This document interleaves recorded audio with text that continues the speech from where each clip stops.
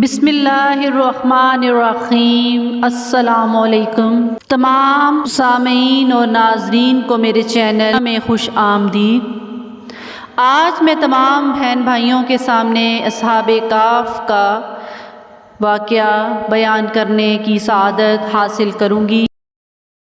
اصحاب کہف کے معنی ہیں غار والے۔ یہ چند نوجوان تھے جنہوں نے اللہ کی رحمت پر بھروسہ کیا تھا اور ایک پہاڑ کے غار میں جا چھپے تھے۔ کئی برسوں تک یہ اس میں پوشیدہ رہے۔ آبادی سے ان کا کوئی تعلق نہ رہا۔ زندگی کی کوئی صدا ان کے کانوں تک نہیں پہنچتی تھی۔ پھر وہ اٹھائے گئے، یعنی ظاہر ہوئے، اور یہ سارا معاملہ اس لیے ہوا کہ واضح ہو جائے دونوں جماعتوں میں سے کون سی جماعت ایسی تھی جو وقت کے واقعات اور ان کے نتائج کا بہتر اندازہ کر سکتی تھی۔ دو جماعتوں سے مقصود اصحاب کہف اور ان کی قوم و ملک کے لوگ تھے۔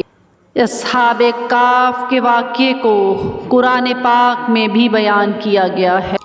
آج سے سینکڑوں برس پہلے کسی ملک میں ایک مشرک اور ظالم بادشاہ تھا۔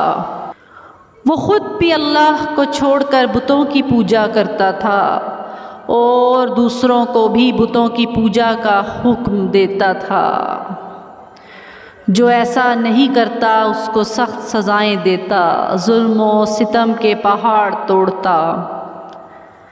ان کی سلطنت میں کچھ نوجوان بچے جن کی تعداد تقریباً 7 تھی، اللہ پاک نے ان کو سیدھا راستہ دکھایا اور وہ اللہ کو مانتے اور بتوں کو پوجا کو برا سمجھتے تھے۔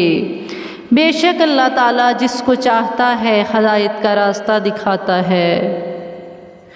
ان بچوں کے ماں باپ نے ان کو بہت سمجھایا کہ بادشاہ کو اگر خبر ہوئی تو وہ آپ لوگوں کو قتل کرا دے گا، کیونکہ وہ خود بھی مشرک ہے اور وہ بتوں کی پوجا کو ہی پسند کرتا ہے۔ لیکن ان بچوں کے دل میں اللہ کی محبت گھر کر گئی تھی۔ اللہ پاک نے ان کو ہدایت کا راستہ دکھا دیا تھا۔ انہوں نے ماں باپ کی ایک نہ سنی اور اللہ کی تعریف اعلانیہ کرنے لگے۔ آخر ایک دن ایسا ہوا کہ بادشاہ کو یہ خبر پہنچ گئی کہ یہ لڑکے مسلمان ہیں، بتوں کو پوجنے سے عاجز ہیں، وہ ایک اللہ کی وحدانیت پر ایمان رکھتے ہیں۔ بادشاہ ان کا دشمن بن گیا۔ لڑکے ڈر کی وجہ سے ایک پہاڑ کے غار میں جا کر چھپ گئے۔ ان کے ساتھ ان کا کتا بھی تھا، وہ بھی ان لڑکوں کے ساتھ چلا گیا۔ جب کوئی شخص اللہ کا ہو جاتا ہے تو اللہ بھی اس کی مدد کرتا ہے۔ جب یہ لڑکے غار میں پہنچے تو اللہ تعالیٰ نے ان کو سلا دیا، ان پر نیند کی چادر اڑا دی اور کتا غار کے منہ پر بیٹھ گیا، اس کو بھی اللہ تعالیٰ نے سلا دیا۔ اللہ تعالیٰ نے اپنی نشانی اور لوگوں کو اپنی قدرت دکھانے کے لیے 309 سال تک انہیں سلائے رکھا۔ ایک لمبا عرصہ، 309 سال۔ اس عرصے میں پتہ نہیں کتنے بادشاہ آئے اور ختم ہو گئے، زمانہ بدل گیا، لوگ بدل گئے۔ 309 سال بعد اللہ تعالیٰ نے ان کو تھوڑی دیر کے لیے جگایا اور ان کو ایسا معلوم ہوا کہ وہ ابھی سوئے تھے۔ انہوں نے دیکھا کہ سب چیزیں اسی طرح موجود ہیں جس طرح وہ سوئے تھے۔ کتا بھی اسی غار کے منہ پر بیٹھا تھا۔ ان کو بھوک معلوم ہوئی تو انہوں نے اپنے چند ساتھیوں کو سکے دیے کہ چھپ چھپا کر کسی طرح بازار جا کر کچھ کھانا لے آئیں۔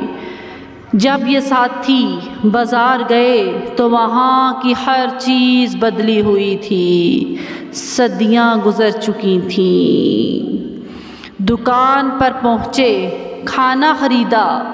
جب وہ سکہ دیا، لوگوں کو بہت تعجب ہوا کہ یہ سکہ فلاں بادشاہ کے وقت کا ہے جس کو مرے ہوئے کئی 100 برس گزر گئے۔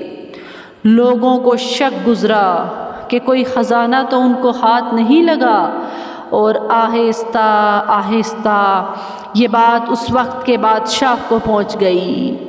اس وقت کا بادشاہ بہت ایماندار تھا اور اللہ کو اور روز قیامت کو مانتا تھا، اور اس نے ان لڑکوں کو اپنے دربار میں بلایا اور سارا قصہ سنا۔ بادشاہ کو اور وہاں کے حاضرین کو بہت تعجب ہوا۔ بادشاہ ماں درباریوں کے اس غار تک آیا۔ انہوں نے ان لڑکوں کو سوتا ہوا دیکھا۔ ان کی آنکھیں کھلی ہوئی تھیں مگر جسم سو رہے تھے۔ بادشاہ اور اس کے درباریوں پر ایک وحشت کی کیفیت طاری ہو گئی اور وہ واپس چلے آئے۔ یہ لڑکے جو کھانا لینے آئے تھے، غار میں داخل ہوتے ہی اپنے ساتھیوں کے ساتھ مل کر سو گئے۔ بادشاہ اور ان کے درباریوں کو اور یقین ہو گیا کہ اللہ تعالیٰ بڑی طاقت اور قدرت والا ہے۔ مرنے کے بعد وہ اسی طرح زندہ کرے گا جس طرح ان غار والوں کو کیا ہے۔ یہ لوگ اسی غار میں قیامت تک سوتے رہیں گے۔ اللہ تعالیٰ نے اس واقعے سے ہمیں بتایا کہ وہ اپنے ماننے والوں کی حفاظت کرتا ہے، ظالموں سے نجات کی ایسی صورتیں پیدا کر دیتا ہے جو کسی انسان کے وہم و گمان میں بھی نہیں آ سکتی۔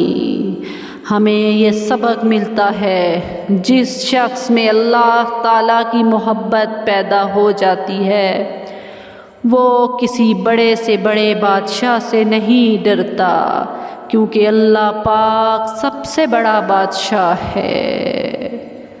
تو آئیے ہم سب بھی اللہ سے محبت کریں اور یقین پیدا کریں کہ ہر کام اسی سے ہوتا ہے، اور جو کچھ ہوتا ہے اور جو کچھ ہم اس دنیا میں اچھا یا برا کریں گے، قیامت کے روز ہم سب کو اس کا بدلہ ملے گا۔